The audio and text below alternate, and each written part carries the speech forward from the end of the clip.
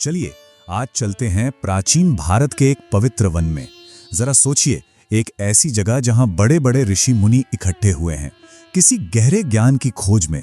हमारी कहानी की शुरुआत बस यहीं से होती है। और जानते हैं, इस पूरी कहानी की शुरुआत किसी जवाब से नहीं बल्कि एक बहुत ही गहरे और मौलिक सवाल से होती है। ये सवाल पूछा था महान ऋषि शौनक ने, एक ऐसा सवाल जो एक बहुत बड़े दिव्य रहस्य को खोलने वाला था। तो माहौल कैसा है? हम हैं नैमिषारण्य के पावन वन में। चारों तरफ एक पवित्र और बहुत ही गंभीर माहौल है। बड़े बड़े ऋषि एक बहुत ही लंबे समय तक चलने वाले यज्ञ के लिए इकट्ठा हुए हैं। और यही वो जगह है जहां ये गहरा संवाद शुरू होता है। और यहीं पर ऋषि शौनक वो सवाल पूछते हैं जो इस पूरी चर्चा का केंद्र है। वो कहते हैं, हम सरस्वती और गंगा के बारे में तो जानते हैं, लेकिन उस तीसरी दिव्य नदी के बारे में बताइए जो स्वयं रुद्र से जन्मी है, पवित्र नर्मदा। बस यही सवाल हमारी आज की यात्रा की शुरुआत है। अब देखिए, इस सवाल के जवाब में जो कथावाचक हैं सूत जी, वो सीधे सीधे जवाब नहीं देते। नहीं, पहले वो ये बताते हैं कि उनका ज्ञान आ कहां से रहा है, उसकी अथॉरिटी क्या है। और वो स्रोत हैं हमारे प्राचीन ग्रंथ, जिन्हें हम पुराण कहते हैं।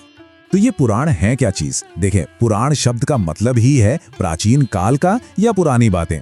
ये भारतीय साहित्य का एक बहुत बड़ा हिस्सा है, जिनमें मिथक हैं, कथाएं हैं और पारंपरिक ज्ञान का भंडार है। ये सिर्फ कहानियां नहीं हैं, ये अपने आप में ज्ञान के सागर हैं।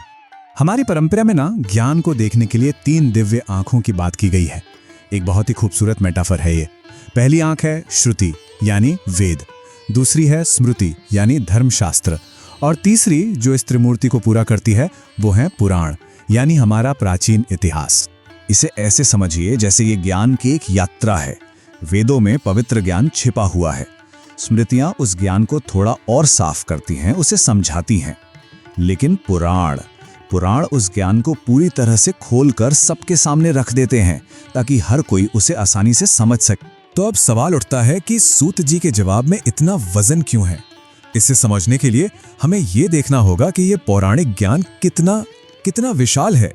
ये सिर्फ कुछ किताबों का कलेक्शन नहीं है, ये उससे कहीं ज्यादा बड़ा है। कहते हैं कि शुरुआत में सिर्फ एक ही पुराण था और उसका साइज आप अंदाजा लगाइए, 10 करोड़ श्लोक। एक ऐसा ग्रंथ जिसके बारे में माना जाता था कि इसमें दुनिया का सारा ज्ञान समाया हुआ है। अब जाहिर सी बात है, एक सवाल मन में आता है कि भाई इतना बड़ा, इतना विशाल ग्रंथ कोई आम इंसान इसे कैसे पढ़ेगा, कैसे समझेगा? ये अपने आप में एक बहुत बड़ी चुनौती थी। तो इसका एक दिव्य समाधान निकाला गया। कहते हैं कि हर युग में भगवान खुद व्यास के रूप में आते हैं और उनका काम होता है उस एक महापुराण को दुनिया की सहूलियत के लिए 18 अलग अलग हिस्सों में बांटना। और इसी विभाजन के बाद हमें मिलते हैं ये 18 महापुराण। और इनमें भी कितनी विविधता है।